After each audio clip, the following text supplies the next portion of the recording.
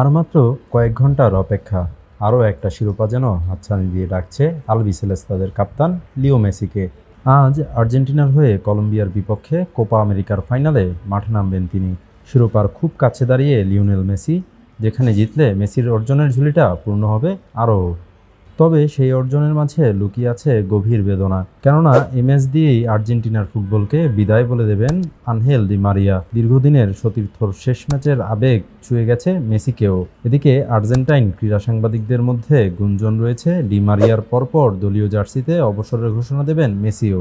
কলম্বিয়ার বিপক্ষে ফাইনাল ম্যাচটি হতে যাচ্ছে ডি মারিয়ার ক্যারিয়ারের শেষ ম্যাচ।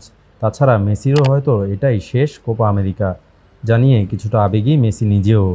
যদিও কিংবদন্তি এই ফুটবল জাদুকর এখনও অফিসিয়ালি কোনো ঘোষণা দেননি। বিষয়টি নিয়ে আর্জেন্টাইন সুপারস্টার বলেন, ডি মারিয়া আগেই পরিষ্কার করে জানিয়ে দিয়েছে, আমরা এখন সবকিছুই উপভোগের চেষ্টা করি, আগে সেসব মুহূর্তকে পাত্তা দিইনি। সে আগের চেয়ে এখন অনেক বেশি আবেগপ্রবণ। জাতীয় দলের হয়ে তার শেষ মুহূর্তে আমরা তার পাশে আছি।